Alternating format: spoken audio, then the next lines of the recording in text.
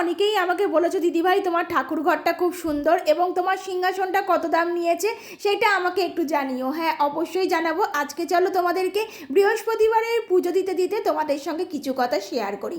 So hello everyone, নতুন একটা blog ভিডিওয়ে তোমাদের সকলকে স্বাগত জানাই। আমি শর্মিষ্ঠা, কলকাতা বিরাটি থেকে। আমি যখন বসিরহাট থেকে প্রথম এই বাড়িতে এসেছিলাম তখন কিন্তু আমার কাছে দুটো সিংহাসনের মধ্যে কোনো সিংহাসনই ছিল না।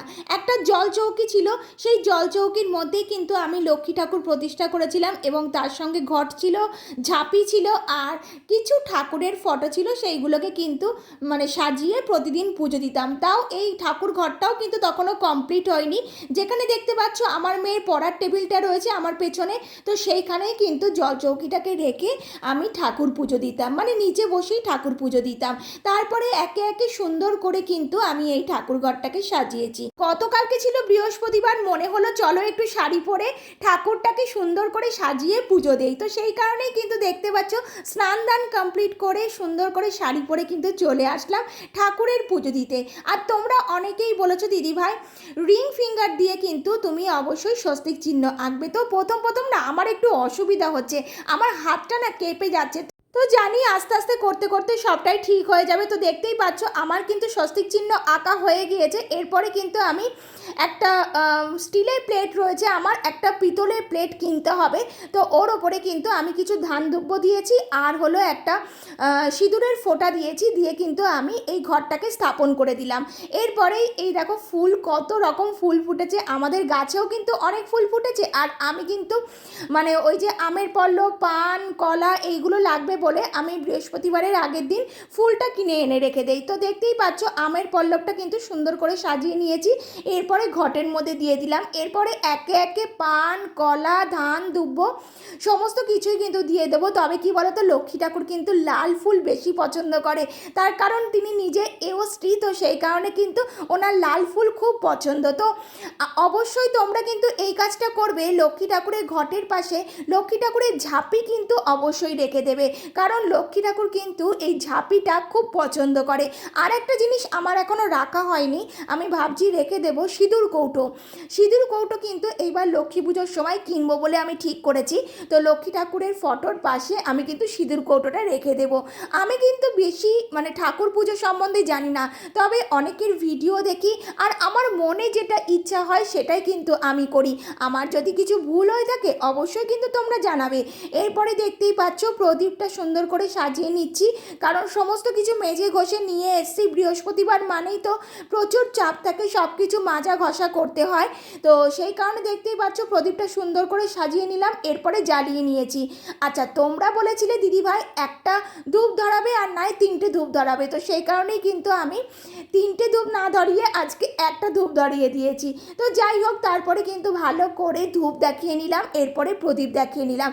ব্যাস, দেখতেই পাচ্ছ আমার পুজো দেওয়া কিন্তু হয়ে গেল। কিন্তু পুজো দেওয়া শেষ হলেও কি এখনও অনেকটা কাজ আছে। এইবার পাঁচালি পড়তে হবে। হ্যাঁ, পাঁচালিটা তোমরা সন্ধেবেলাও পড়তে পারো বা দুপুরবেলাও পড়তে পারো, যখন তোমাদের সময় থাকবে তখনই কিন্তু পড়বে। আর পাঁচালি পড়ার সময় আমি তো একটা হাতে ফুল নিয়ে নেই, কিন্তু তোমরা নাও কিনা অবশ্যই কমেন্টে জানাবে। আচ্ছা, এইবার তোমরা একটা কথা বলো, এই যে ধুনুচিটা আমাদের দেখতে পাচ্ছ, এই ধুনুচিটার না একটা প্রবলেম হচ্ছে, ওই যে ঢাকনাটা রয়েছে, ঢাকনাটার কালি আমি কিছুতেই তুলতে পারছি না। এত মাজা ঘষা করছি, ধুনুচির ভেতরটা কিন্তু বেশ পরিষ্কার হয়ে যাচ্ছে। মাজা ঘষা করতে করতে আমি কিন্তু তেঁতুল দিয়ে পরিষ্কার করেছি, কিন্তু এই ঢাকনাটার কালি আমি কিছুতেই তুলতে পারছি না। আবার বেশি প্রেস করতে গেলে আমার কিন্তু প্রবলেম হচ্ছে, যদি ঢাকনাটা ভেঙে যায়।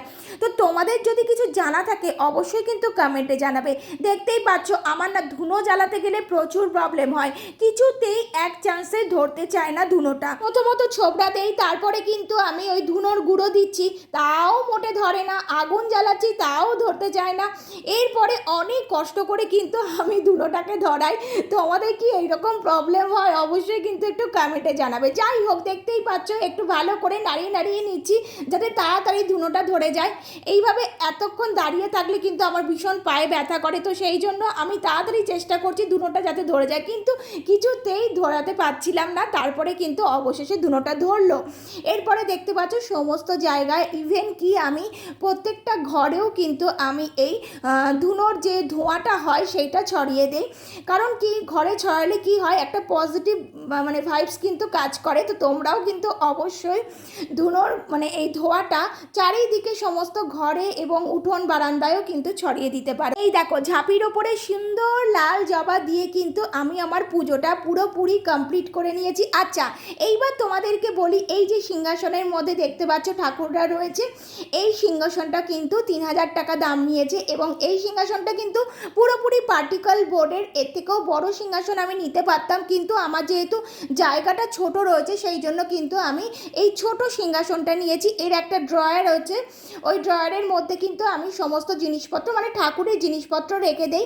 আর পাশে যে এই সিংহাসনটা, এটা কিন্তু আমাদের অনেক দিন আগে কেনা, এই রাস্তা দিয়ে দৌড়ে যাচ্ছিল সেখান থেকেই কেনা হয়েছে। আর এই সিংহাসনটা কিন্তু আমি নিজে হাতে রং করেছি, সাদা রং দিয়ে কিন্তু আমি রং করেছি। তো যাই হোক, দেখতেই পেলে আমার ঠাকুর পুজো মোটামুটি কমপ্লিট হয়ে গেল। তোমাদের বৃহস্পতিবারে ঠাকুর পুজো কেমন লাগলো অবশ্যই জানাবে। চলো টাটা, বাই।